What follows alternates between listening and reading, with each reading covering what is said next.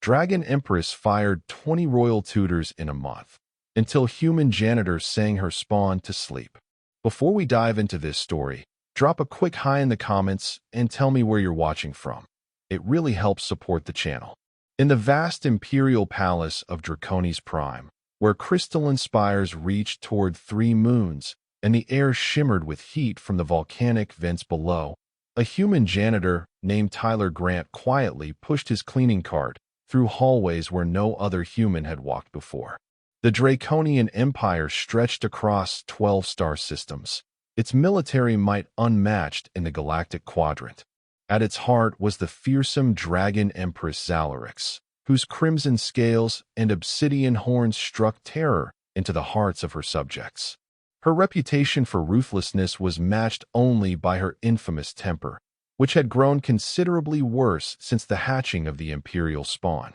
Most species in the galactic community understood that securing a position in the Draconian Palace was both a tremendous honor and a potentially fatal career move. The mortality rate among palace staff had skyrocketed in the past month, ever since the 5 imperial eggs had hatched.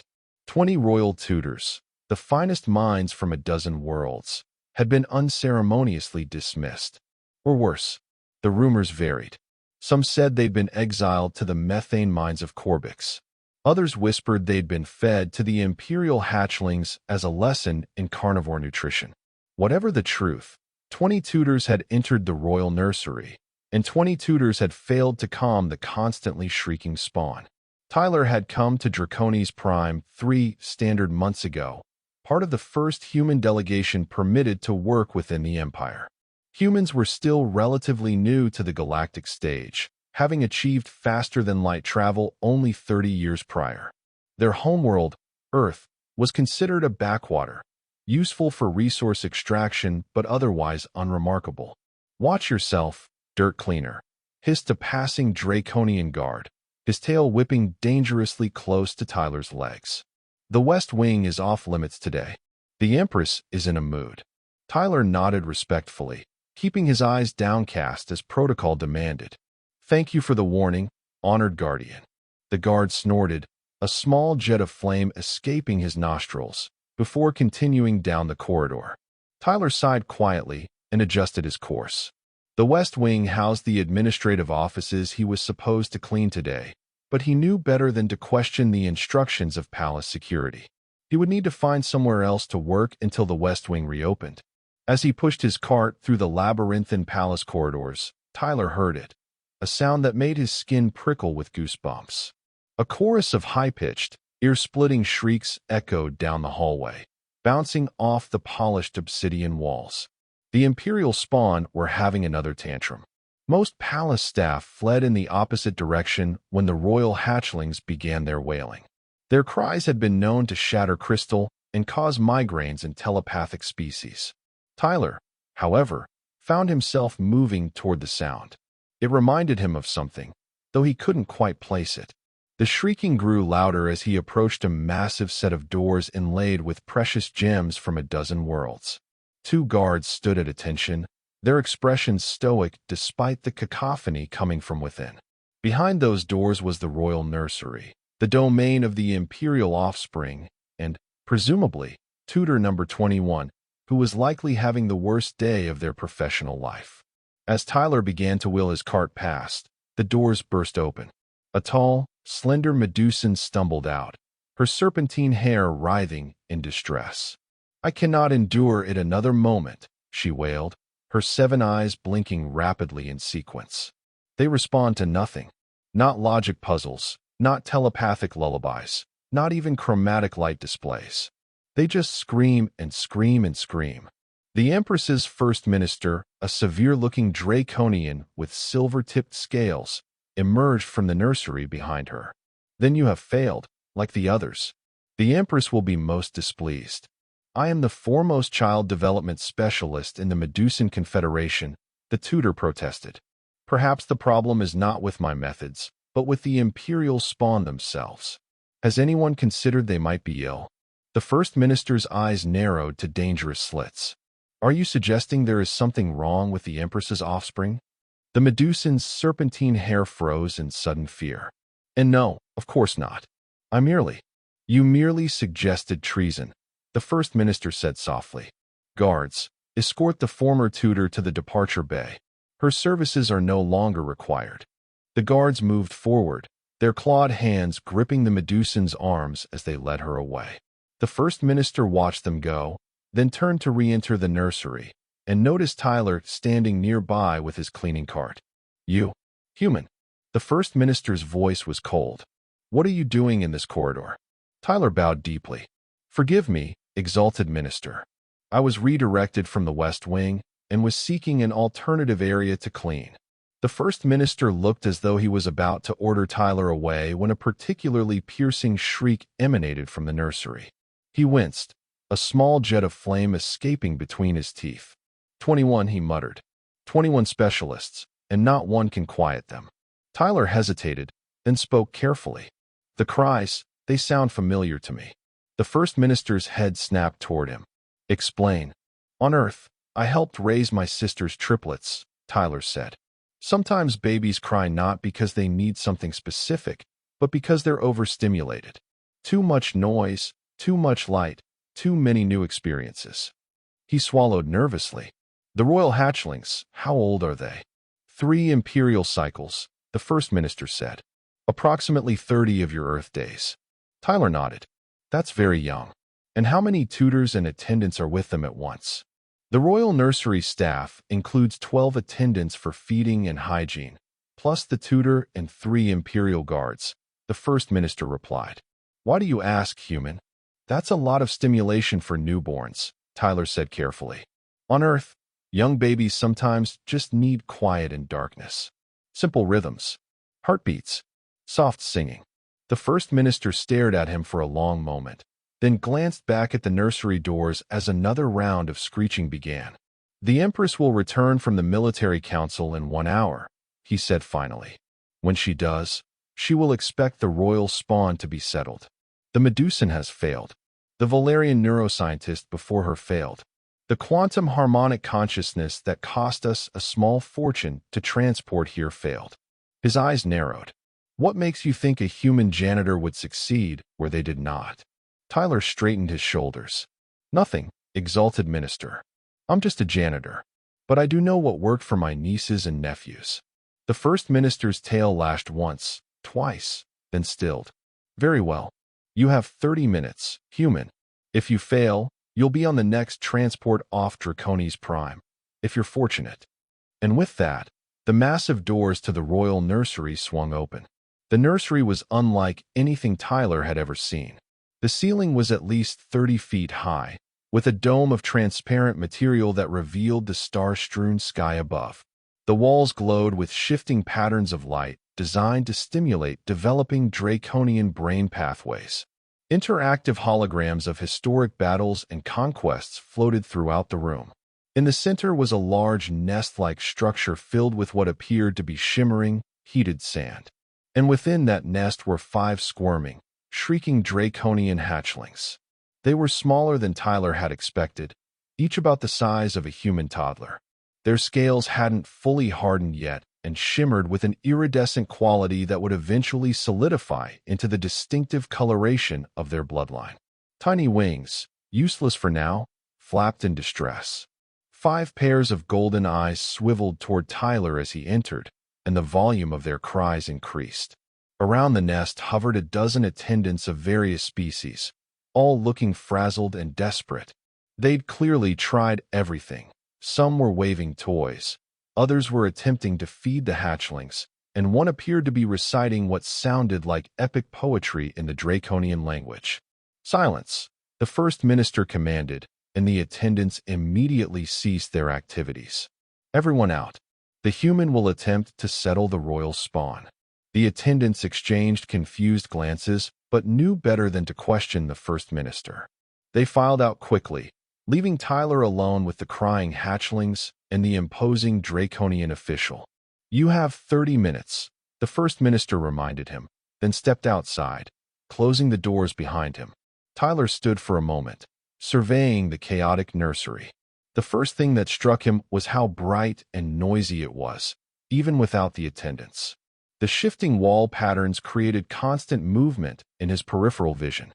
The battle holograms emitted sounds of clashing weapons and roaring flames. The overhead dome, while spectacular, allowed in too much light from Draconis Prime's 3 moons. "Computer," he said, hoping the room had voice controls like other parts of the palace, "reduce light levels to 30%. To his relief, the room dimmed significantly. The wall patterns faded to a gentle pulse, and the battle holograms flickered out of existence. "Disable all audiovisual programs," he continued, and the last of the stimulating educational materials vanished. The hatchlings' cries didn't stop, but Tyler thought they might have decreased slightly in volume. He approached the nest slowly, making sure the babies could see him coming. When he reached the edge, he knelt down to appear less threatening. "Hey there, little ones," he said softly. "You've had quite a day, haven't you?" 5 pairs of golden eyes focused on him with surprising intensity. The draconian hatchlings might be babies, but they were still highly intelligent creatures from a species that dominated galactic politics through cunning and strength.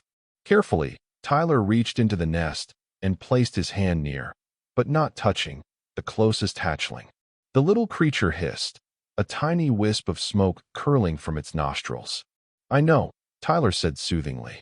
"I'm new. I'm different. But I'm not going to hurt you." He remembered how he'd calmed his sister's triplets during their colicky phase. Slowly, he began to hum, a simple, repetitive melody that started deep in his chest. The vibrations were as important as the tune itself. The hatchling nearest to him tilted its head, its cries faltering for a moment before resuming.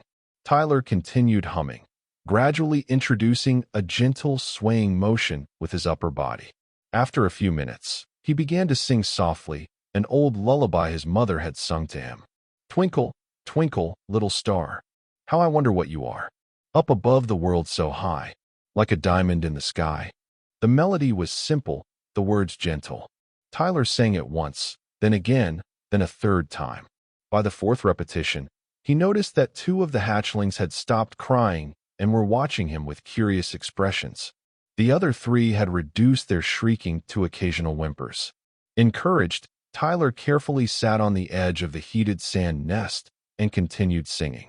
He moved on to other lullabies, Rockabye Baby, Hush Little Baby, and a few he improvised on the spot, weaving in words about brave little dragons and peaceful starry nights.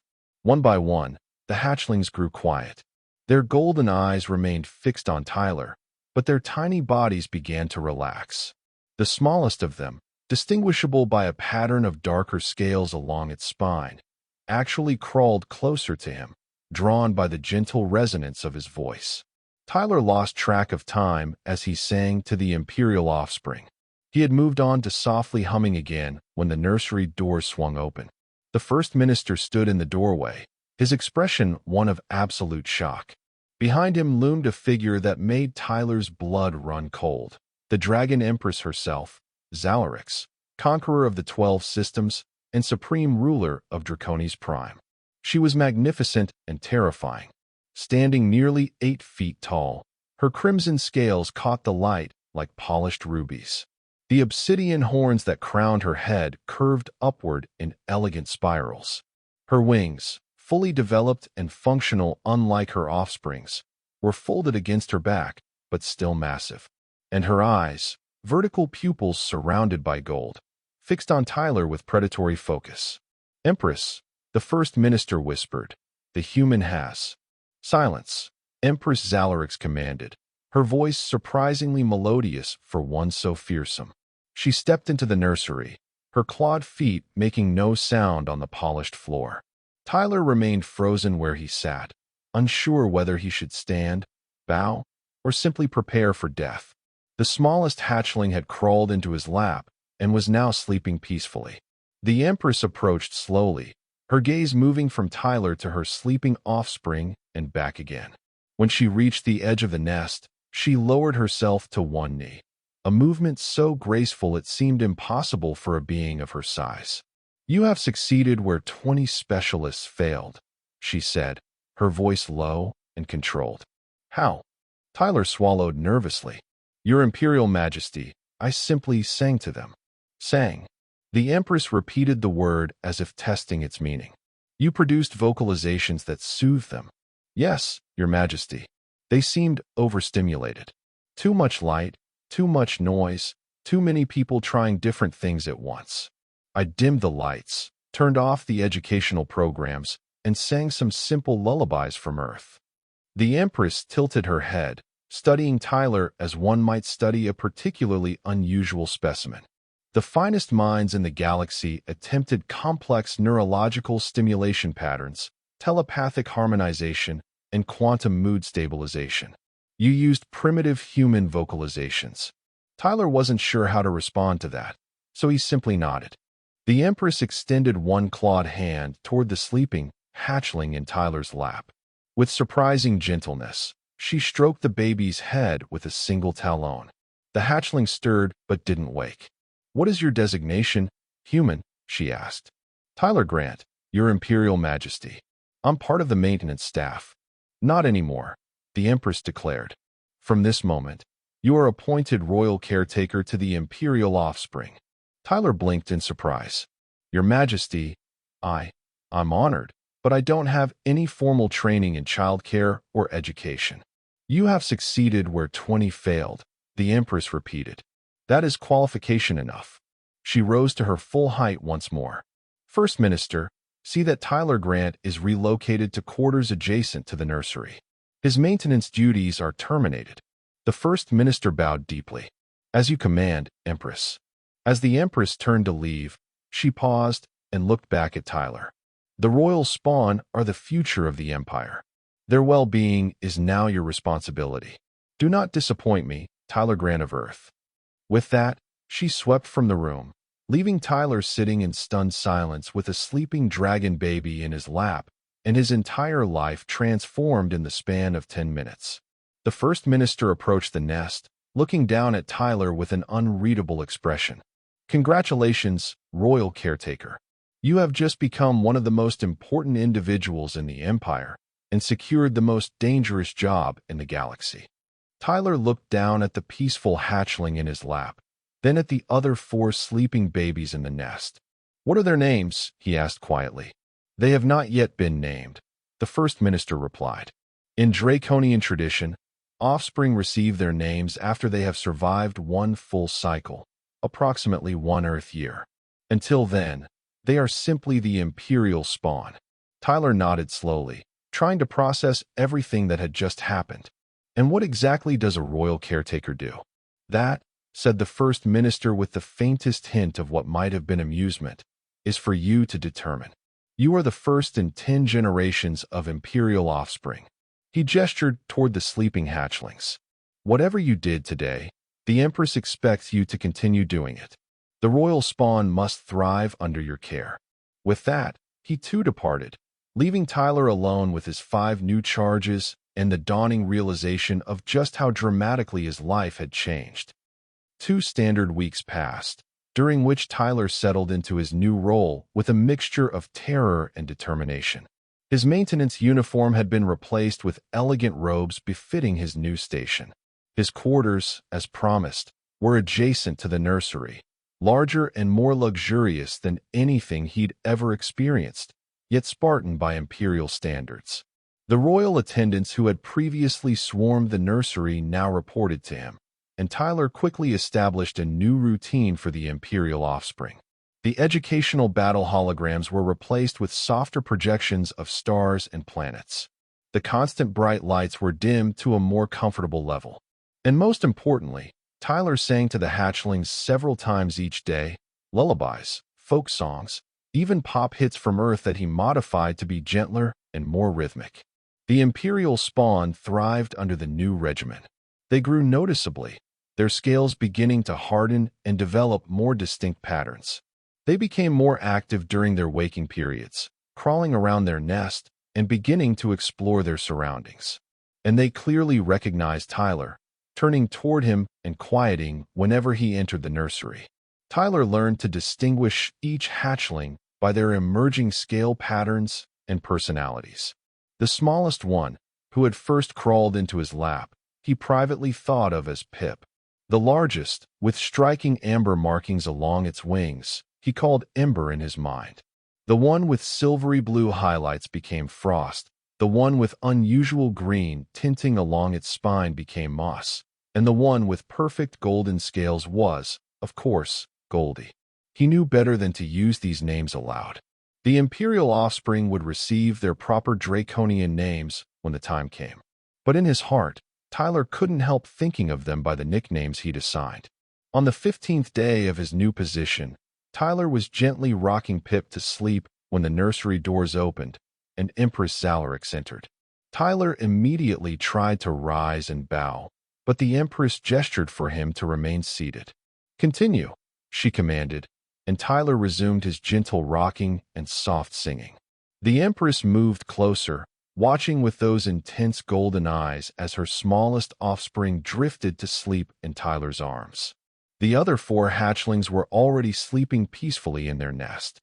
"You have changed much in the nursery," the Empress observed once Pip was asleep and Tyler had carefully placed the hatchling back in the nest.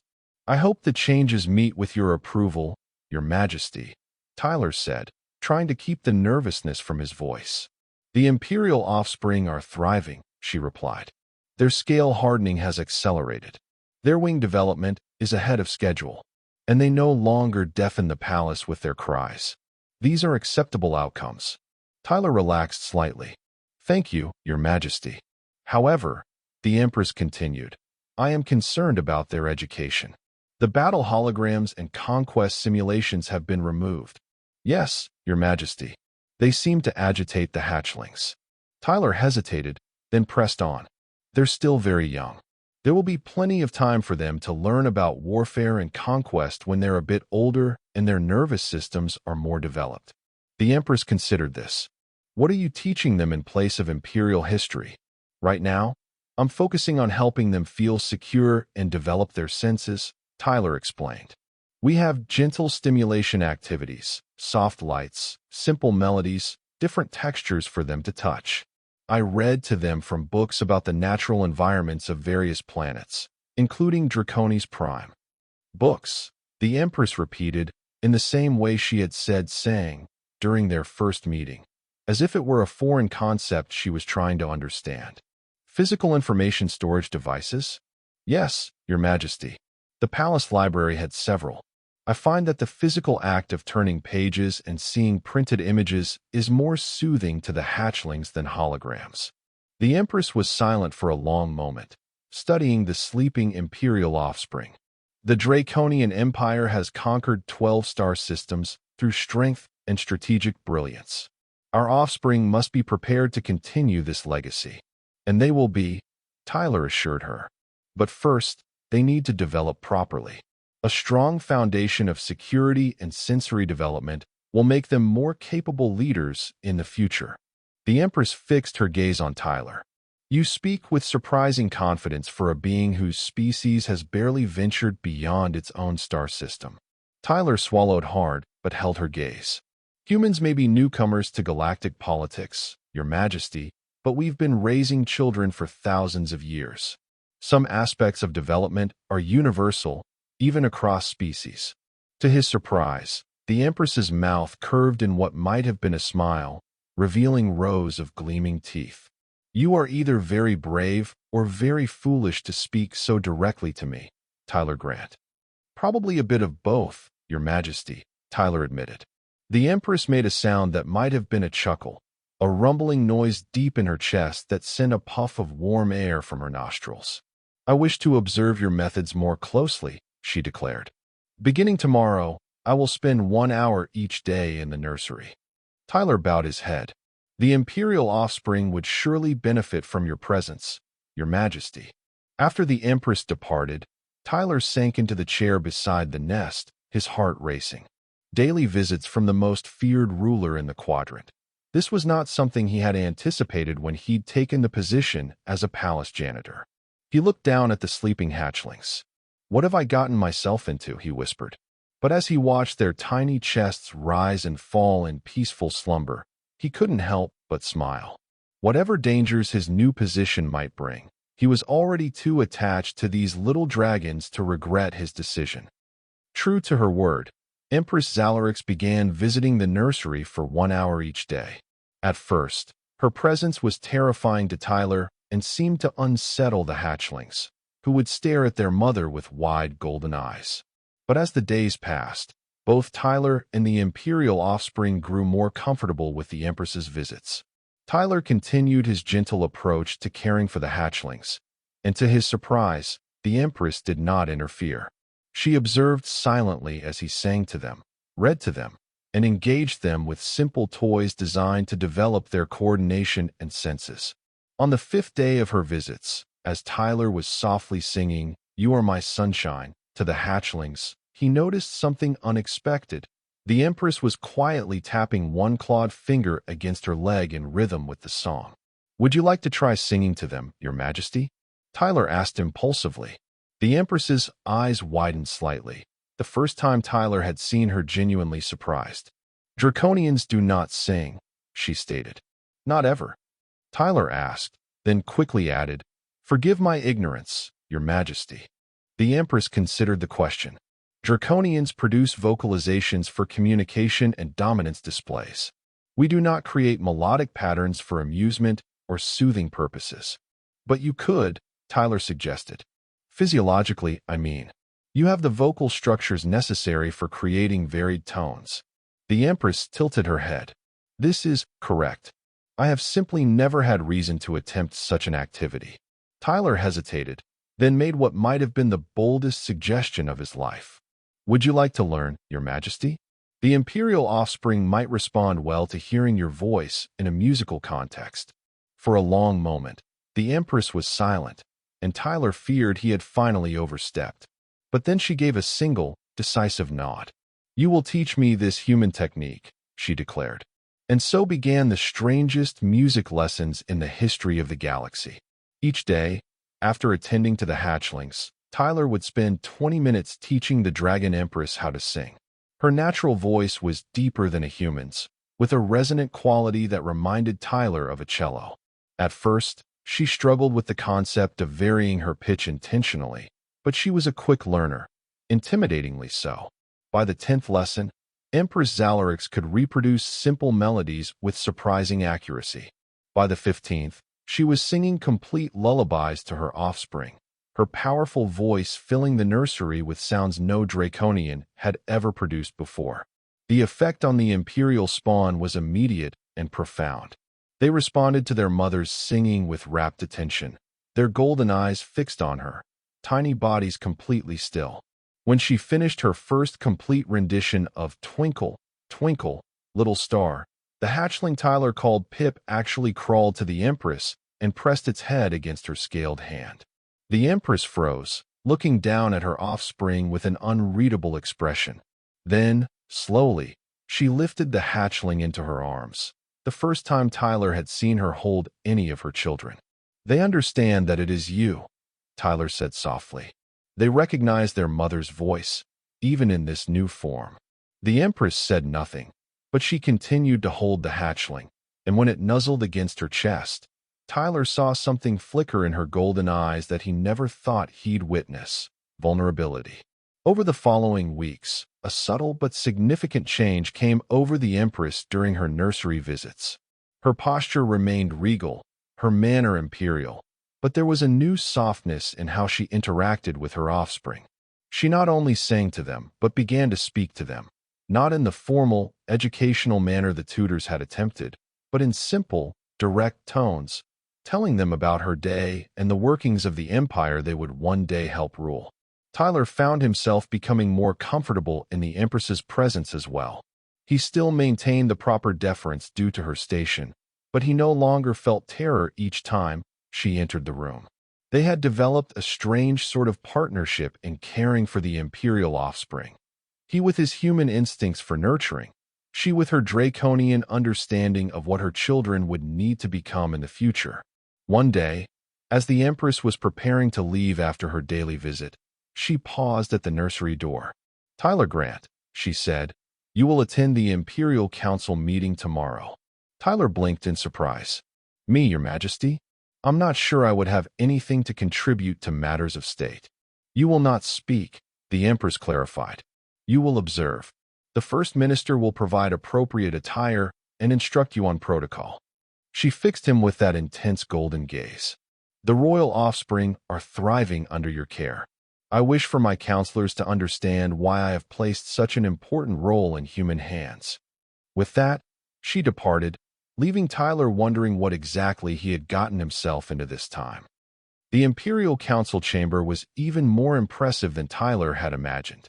A vast, circular room with a domed ceiling that displayed a real-time holographic map of the 12 systems of the Draconian Empire. The counselors, 12 in total, one representing each conquered system, sat at a crescent-shaped table facing the Empress's elevated throne. Tyler stood at the back of the chamber, dressed in formal attire that marked him as a member of the imperial household. The heavy fabric was embroidered with symbols he couldn't read, but that apparently denoted his position as royal caretaker.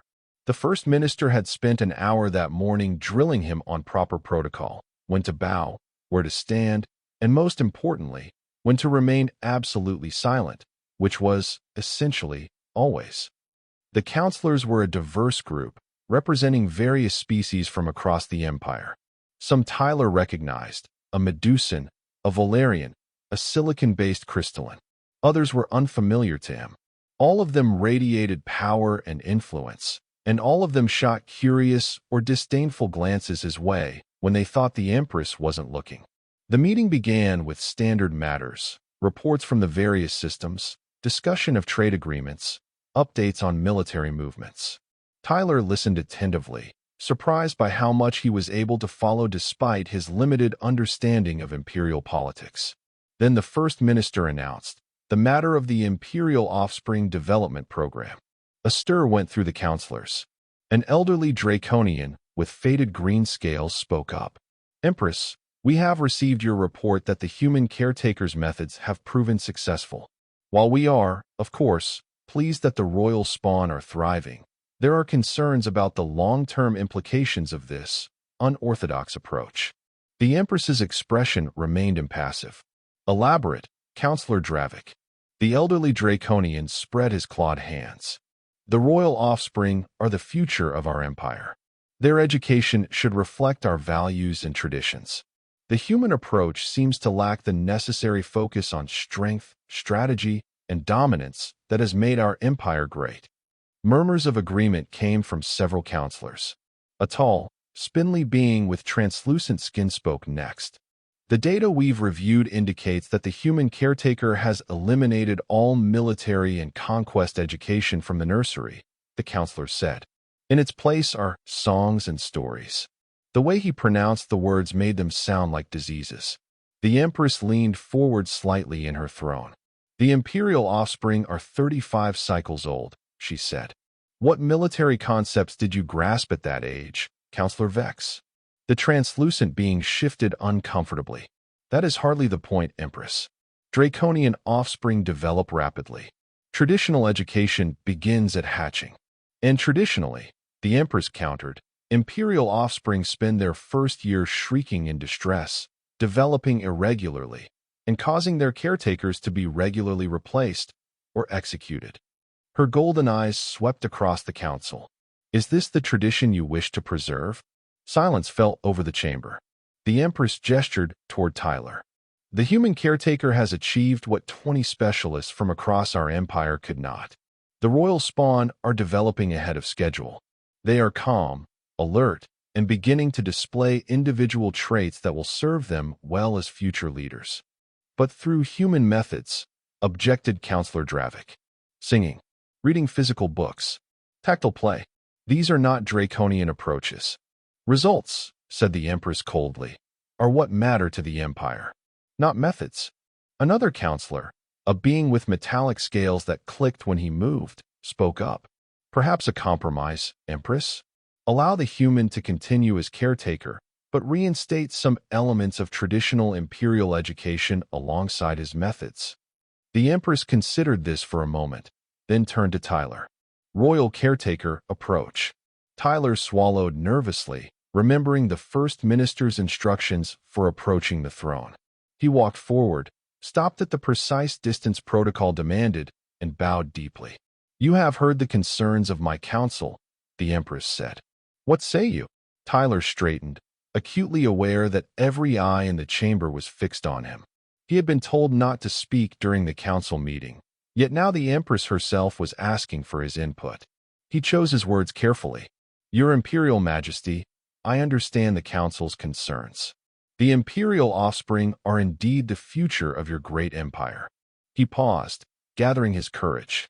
"In my experience, childhood development follows certain patterns regardless of species. There are phases that cannot be rushed without consequences." He glanced around at the counselors. "I would never presume to know what is best for draconian children in the long term. My expertise is limited to early development. As the Imperial offspring grow, they will naturally require education in strategy, leadership, and yes, military matters. I don't object to introducing such concepts gradually as they become developmentally ready." The Empress nodded slowly. "And when, in your assessment, would they be ready to begin such education?" Tyler thought about the hatchlings, how quickly they were developing, how alert and intelligent their golden eyes already were. "The smallest signs are already there, Your Majesty. They're beginning to engage in instinctive dominance behaviors with each other. They're starting to explore cause and effect. I believe that within another 30 cycles, another Earth month, they would benefit from simple strategic games and basic historical lessons, presented in an age-appropriate manner." The metallic counselor made a dismissive sound. "Age-appropriate. They are draconians, not soft human infants." "With respect, counselor," Tyler said, trying to keep his voice steady. "They are infants, draconian infants. Their brains and bodies are still developing, albeit rapidly. Overwhelming them with concepts they're not yet equipped to process won't make them learn faster. It will only create stress that impedes their development." He turned back to the Empress. "If I may suggest a demonstration, Your Majesty, perhaps the counselors could observe a typical day in the nursery and see the Imperial offspring's development firsthand." The Empress's mouth curved in that subtle expression that might have been a smile. "An excellent suggestion. The council will adjourn to the royal nursery immediately." Several counselors looked startled or displeased by this unexpected turn of events, but none dared object. The Empress rose from her throne, and everyone in the chamber bowed deeply as she descended the dais and led the way out. As the procession made its way through the palace corridors, the First Minister fell into step beside Tyler. "Clever," he murmured. "Let them see for themselves." Tyler nodded slightly. It seemed better than trying to convince them with words. "The Empress has taken a significant political risk by appointing you," the First Minister said quietly. "There are those on the council who see it as a sign of weakness, allowing a human to raise Imperial offspring." "I never asked for this position," Tyler reminded him. "No," agreed the First Minister. "But you have it nonetheless. And now you must succeed not only for the sake of the royal spawn, but for the Empress's standing within her own empire." The weight of that responsibility settled heavily on Tyler's shoulders as they approached the nursery doors. The Imperial offspring were awake and active when the procession entered. The regular attendants quickly bowed and moved to the sides of the room as the Empress and her council filed in. The hatchlings immediately noticed the crowd of unfamiliar beings and grew still, their golden eyes wide and wary. "Proceed with your usual routine, royal caretaker," the Empress commanded, taking a position at the side of the room where she could observe both Tyler and her council's reactions. Tyler moved to the center of the nursery and knelt beside the nest. "Hello, little ones," he said softly. "We have visitors today, but there's nothing to worry about." He began to sing one of their favorite songs, a gentle melody about stars and dreams. Gradually, the hatchlings relaxed, their attention shifting from the intimidating visitors to Tyler's familiar presence. As he sang, Tyler incorporated simple hand movements that the hatchlings had learned to mimic. To the council's visible surprise, the Imperial offspring began to copy these movements with their own tiny clawed hands, chirping along in what might have been their own attempt at singing. When the song ended, Tyler reached for one of the tactile toys he had designed, a series of differently textured objects attached to a central ring. He placed it in the nest, and immediately, the hatchlings began to explore it, running their sensitive fingertips over the various surfaces and occasionally placing them in their mouths to taste. They're learning through all their senses, Tyler explained to the watching council. Touch, taste, sight, sound. This helps develop their neural pathways more completely. Their coordination is impressive for their age, admitted Counselor Dravik reluctantly. Tyler nodded. They're developing faster than the Imperial records predicted. I believe it's because they're not constantly stressed by overstimulation. He moved to a shelf and retrieved a physical book, one of several he had requested from the palace library. This one contained detailed illustrations of various planetary ecosystems within the Empire. This is one way we're beginning to introduce Imperial concepts, Tyler said, opening the book where the hatchlings could see it. Today we're learning about the desert moons of Corbix and the creatures that live there. The hatchlings immediately crawled closer, clearly familiar with this activity. Tyler began to point out the illustrated Corbixian sand dragons, explaining in simple terms how they had adapted to their harsh environment. These creatures survive through strength and cunning, he told the hatchlings. Just like your ancestors did when they first conquered Corbix. He glanced up at the council. I weave elements of Imperial history into these lessons, but in ways they can comprehend and engage with at their current stage. The metallic counselor clicked his scales thoughtfully. And you believe they understand any of this? They understand more than you might think, Tyler replied. Watch. He turned back to the book and asked, who can show me the sand dragon's flame glands? To the council's evident shock, the hatchling Tyler privately called Ember reached out and deliberately tapped a clawed finger on the correct part of the illustration. Very good, Tyler praised, and Ember chirped happily in response. For the next hour, Tyler demonstrated various aspects of his caregiving routine, from feeding, which involved teaching the hatchlings to use their claws appropriately, to nap time, which demonstrated how quickly they now settled with a simple lullaby. Throughout the demonstration, he could see the counselor's expressions gradually shifting from skepticism to reluctant interest, and in some cases, to outright impression. As the Imperial offspring drifted off to sleep, Tyler concluded his demonstration. The Empress gestured for the council to follow her out of the nursery, leaving Tyler with the sleeping hatchlings. Later that evening, as Tyler was preparing to retire to his quarters, the First Minister appeared at his door. The council has reached a decision, he announced without preamble. You will continue as royal caretaker, with full autonomy over the Imperial offspring's development for the first year. Tyler felt a wave of relief wash over him.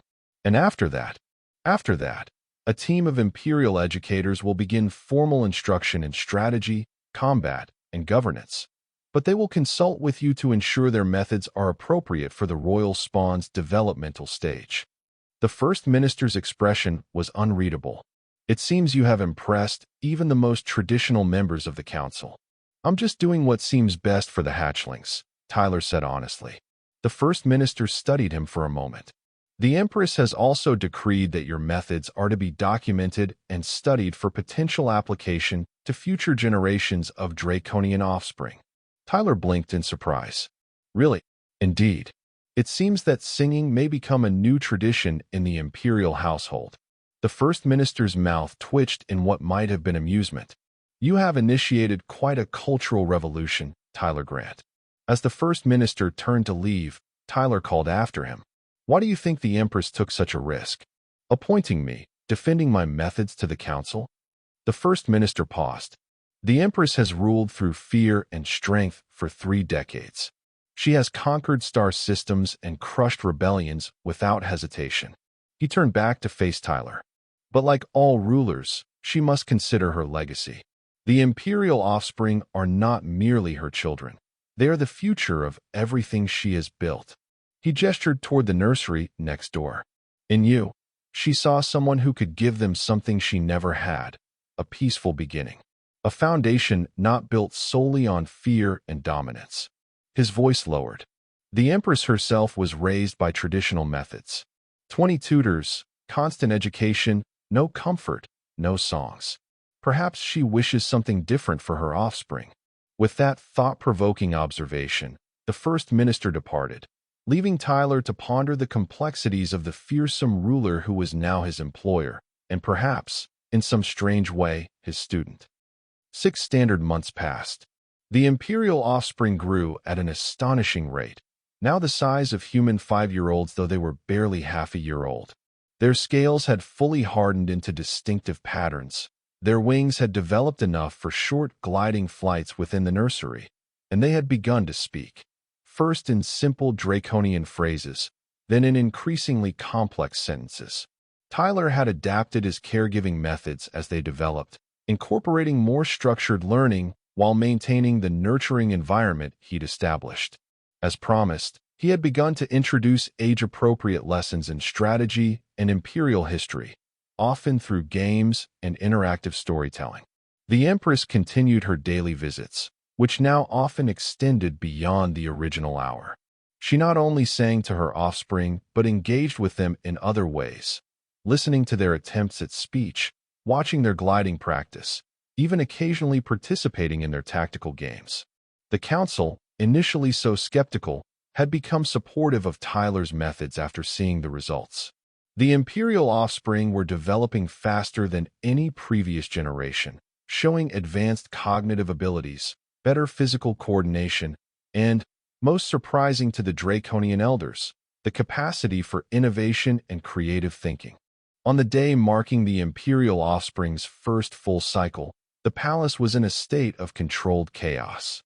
Today was the naming ceremony, a sacred draconian tradition where offspring officially received their names and were presented to the Empire's elite. Tyler helped the nursery attendants prepare the 5 young dragons, who were excited and chattering among themselves in a mixture of draconian and the English phrases Tyler had taught them. "Will there be many people?" asked the one Tyler still thought of as Pip, though that name would soon be replaced by a formal draconian title. "Yes," Tyler answered, adjusting the ceremonial garment around Pip's shoulders. "The most important people in the Empire will be there to meet you. Will you stay with us?" Ember asked, a hint of worry in those golden eyes. Tyler smiled reassuringly. "I'll be right there the whole time. You'll do wonderfully." A soft chime indicated the arrival of the Empress. The attendants immediately bowed and exited, leaving Tyler alone with the imperial offspring and their mother. Empress Zalarix was resplendent in full ceremonial regalia, her crimson scales polished to a brilliant shine, her obsidian horns adorned with precious metals from a dozen worlds, her wings extended to their full, impressive span. The young dragons gazed at their mother with admiration and a touch of awe. Though they saw her daily now, they had never seen her in her full imperial splendor. "My offspring," the Empress said, her voice carrying that musical quality Tyler had helped her discover. "Today you join the imperial line officially. You will receive your names and take your first public steps as heirs to the Empire." She turned to Tyler. "Royal caretaker, you have prepared them well. They will bring honor to the draconian throne." Tyler bowed deeply. "They are exceptional, Your Majesty. It has been my honor to care for them." The Empress's golden eyes held his for a moment. "After the ceremony, there is a matter we must discuss." Before Tyler could respond, a series of resonant tones echoed through the palace, signaling the beginning of the ceremony. The Empress gestured toward the grand doors that led from the nursery directly to the ceremonial hall. "It is time," she declared. The naming ceremony was even more magnificent than Tyler had anticipated. The grand hall was filled with dignitaries from across the 12 systems, all in their finest attire. The Imperial Council sat on elevated platforms near the Empress's ceremonial throne. Holographic displays allowed those too far back to see the proceedings in detail, and Tyler knew that the ceremony was being broadcast across the Empire. One by one, the Imperial offspring approached the throne, where the Empress placed her clawed hands on their heads and bestowed upon them their official names. The names were complex draconian phrases that Tyler knew would be shortened to single-word forms for everyday use. Pip became Zirathrax, he who brings wisdom from silence. Ember became Vorathrex, flame that illuminates the darkness. Frost became Caldraxis, voice of the celestial winds. Moss became Terraviax, harmony between strength and growth. Goldie became Orexia, she who shines with inner light. As each received their name, they spoke their first official words to the Empire, simple phrases Tyler had helped them prepare, expressing their commitment to upholding draconian values and honoring their mother's legacy. When the last of the Imperial offspring had been named, the Empress rose from her throne and addressed the assembled crowd. Today marks not only the naming of the next generation of Imperial leadership, but also a new direction for the Draconian Empire, she proclaimed. For 1,000 years, we have expanded through conquest and maintained order through strength. This shall continue. Approving murmurs rippled through the crowd. However, the Empress continued. True strength comes not only from the ability to conquer, but from the wisdom to know when conquest is unnecessary. My offspring have been raised with an understanding of both draconian tradition and new methods brought to us by an unexpected source. Her golden eyes found Tyler at the side of the hall. Tyler Grant of Earth, the Empress called, approached the Imperial throne. Tyler felt his heart racing as he walked forward, conscious of thousands of eyes following his movement. He stopped at the appropriate distance and bowed deeply. The Empire recognizes your service, the Empress declared. Through your care, the Imperial offspring have flourished. Through your teachings, they have developed skills that will serve them well as future rulers. Through your songs, here her voice took on a subtle warmth. They have learned that strength can take many forms. She gestured, and the First Minister approached, carrying a small object on a ceremonial cushion. I bestow upon you the Order of the Imperial Flame, the highest honor that can be granted to a non-Draconian, the Empress said as the First Minister presented the medal, a stylized flame crafted from a rare metal that seemed to glow with inner light. Gasps and murmurs swept through the hall. The Order of the Imperial Flame had never been awarded to a human before. Indeed, it had been given to fewer than 20 individuals in the Empire's 1,000-year history. Furthermore, the Empress continued, I appoint you Ambassador of Earth to the Draconian Empire, with all rights and privileges thereof. You will represent your world's interests while continuing to advise on the development of the Imperial offspring. Tyler was stunned. Ambassador? This went far beyond his role as royal caretaker. It was a political position of tremendous importance, one that would give humanity a voice in imperial affairs for the first time. Your Majesty, I am deeply honored, he managed to say, but I have no training in diplomacy or interstellar politics. The Empress made that rumbling sound that Tyler now recognized as laughter. You have successfully negotiated with 5 infant dragons and their mother for 6 months. There is no more challenging diplomatic assignment in the galaxy. A ripple of surprised laughter moved through the crowd. You have shown that different approaches can coexist and strengthen each other, the Empress said, her voice carrying clearly through the hall. This is a lesson the Empire itself must learn if we are to continue to thrive. Conquest brought us power. Wisdom will help us keep it. She turned to address the gathered dignitaries. Let it be known throughout the 12 systems that humanity is no longer merely a tolerated species, but a valued ally of the Draconian Empire. Ambassador Tyler Grant will establish an official Earth embassy on Draconis Prime, and negotiations for a formal alliance will begin immediately. The implications were staggering. With a few sentences, the Empress had elevated humanity's standing in galactic politics from insignificant newcomers to important allies of the most powerful empire in the quadrant. The ceremony continued with a formal procession and feast, during which Tyler found himself approached by dozens of dignitaries eager to establish connections with Earth's first ambassador. It was overwhelming, but he handled each conversation as best he could, drawing on the diplomatic skills he developed while navigating palace politics over the past months.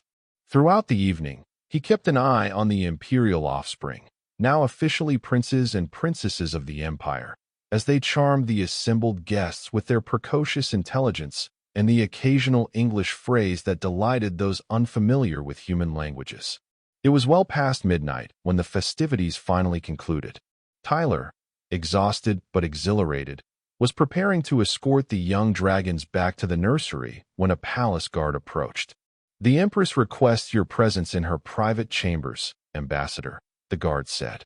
Tyler nodded, ensured that the royal offspring were safely in the care of their attendants, then followed the guard through the palace to a section he had never visited before.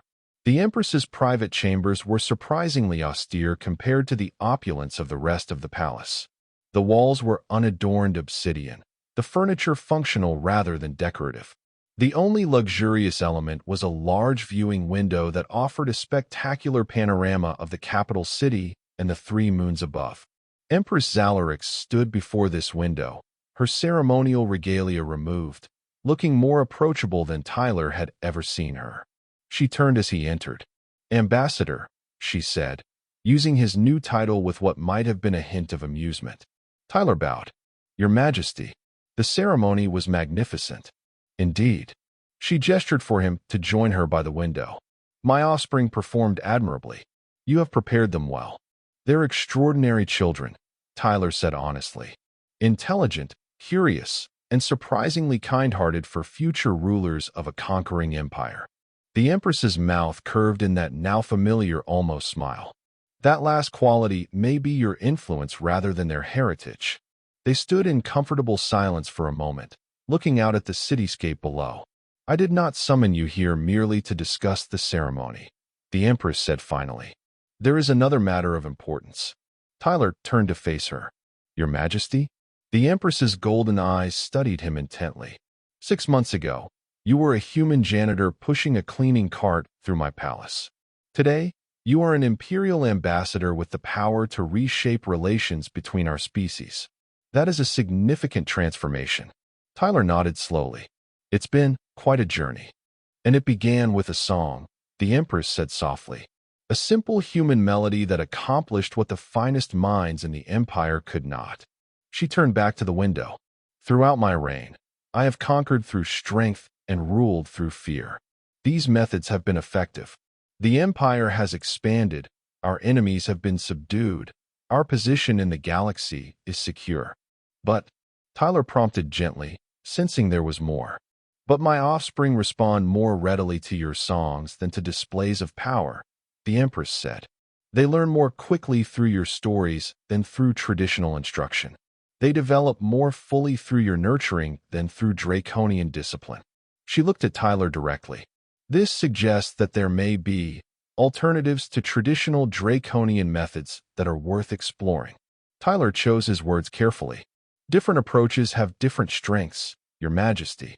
The Empire became great through draconian methods, but perhaps it can become even greater by incorporating new ideas alongside traditional ones." The Empress nodded slowly. "This is why I have appointed you ambassador. Not merely as a reward for your service, but because I believe your perspective has value to the Empire." She moved to a cabinet and removed a small object, a data crystal that glowed with a soft blue light.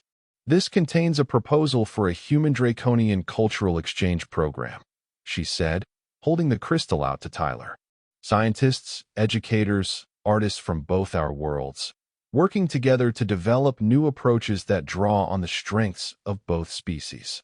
Tyler accepted the crystal, understanding the magnitude of what the Empress was offering. This wasn't just about him or the imperial offspring anymore. This was about fundamentally changing the relationship between humanity and the most powerful empire in the galaxy. "Some on the council will resist," the Empress continued. "They see change as weakness, but they cannot deny the results your methods have produced with my offspring." "And you, Your Majesty?" Tyler asked. "What do you see?" The Empress was quiet for a moment. "I see an empire that has stopped growing because it knows only one way to advance. I see the potential for something more." She fixed those golden eyes on him. "And I see the wisdom in learning from unexpected sources." Tyler felt the weight of responsibility settling on his shoulders, not just for the imperial offspring now, but potentially for the future relationship between humanity and the Draconian Empire. "I'll do my best, Your Majesty," he promised. "For both our peoples." "I know you will, Ambassador," the Empress replied. Then, surprising him, she began to softly hum the melody of Twinkle, Twinkle, Little Star, the first song he had taught her. Tyler smiled and joined in, his human voice blending with her draconian tones in a harmony that would have been unimaginable 6 months earlier. In that moment, standing in the private chambers of the most feared ruler in the quadrant, singing a children's lullaby with the dragon Empress herself, Tyler Grant, former janitor, current royal caretaker, newly appointed ambassador, knew that the universe had just changed in ways no one could have predicted. And it had all begun with a simple song. And that was the end of the story. If you listened all the way to here, don't forget to leave feedback about what you thought of the story in the comments, whether positive or negative. Your feedback helps us improve. Also leave your like and subscribe to the channel for more stories like this one. And I'll leave here on the screen another video that I'm sure you'll like. Big hug, and see you in the next story.